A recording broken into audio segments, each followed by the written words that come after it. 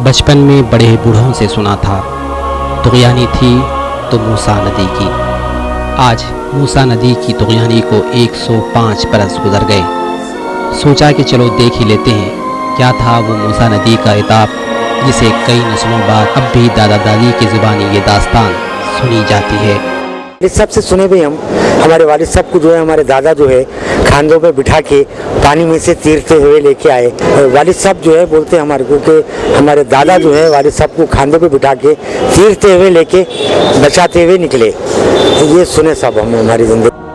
26 सितंबर 1908 को कई दिनों से जारी ख़तरनाक बारिश के सिलसिले ने मूसा नदी को गज़बनाक कर दिया था। जी हाँ, यही वो मूसा नदी है जहाँ अब मैं खड़ा हूँ। अब ये नदी तकरीबन कमज़ोर और बेवजूद बनकर रह गई है। 100 बरस पीछे जाइए, रवद मूसा को देखकर तो कई बहादुरों के पसीने छूट जाते थे। कि देखो ऐसा भयानक वाक़या हुआ था तुग़यानी का हैदराबाद में, तारीख़ी वाक़या हुआ था। अल्लाह ताला जो है बहुत से लोगों को बचाए। 1908 की 26 सितंबर को मूसलाधार बारिश के बायस मूसा नदी ने जब गज़बनाक अंगड़ाई ली तो इसकी लपेट में पूरा शहर आ गया। हर तरफ तबाही ही तबाही थी। टूटी हुई सड़कें, गिरे हुए मकानात, घरों का बहता हुआ साजो सामान, मरे हुए लोग और बहती हुई लाशें, यानी सब कुछ तबाह हो गया था। 1908 के सितंबर की 26 और 27 तारीख को यहाँ बस यही मंजर था। 36 घंटों तक जारी रहने वाली इस तुग़यानी ने बड़े पैमाने पर जानी और माली नुकसान कर दिया था। लेकिन जिसे अल्लाह रखे उसे कौन चखे। इतनी खौफनाक तुग़यानी में भी कई लोग रवद मूसा के दामन में जान बचा पाए। उस्मानिया अस्पताल के अहाते में मौजूद ये कदीम दरख्त तुग़यानी और उसकी गज़बनाकी का चश्मदीद गवाह है। कहते हैं कि जब तुग़यानी उरूज पर थी तो कई लोगों ने इस दरख्त पर चढ़कर जान बचाई थी, क्योंकि सतह आब इस कदर बढ़ गया था कि लोगों को इस लंबे दरख्त पर चढ़ने के सिवा कोई चारा नहीं था। ये दरख्त 1908 के 26 और 27 सितंबर को कई लोगों के लिए कश्ती नूह बन गया था। गोया हुक्म खुदा यही था कि इन पर चढ़ने वालों को छोड़ा न जाए। तुग़यानी रवद मूसा के इस यादगार दरख्त पर एक संगी तख्ती भी चिस्पा की गई है, जो हर दिन 1908 की उस खौफनाक दिन को याद रखने की नसीहत कर रही है। आज जबकि मैं इस दरख्त के रूबरू खड़ा हूँ तो महसूस हो रहा है कि खुदा के हुक्म के बगैर अगर आग नहीं जला सकती है तो तुग़यानी भी डुबो नहीं सकती।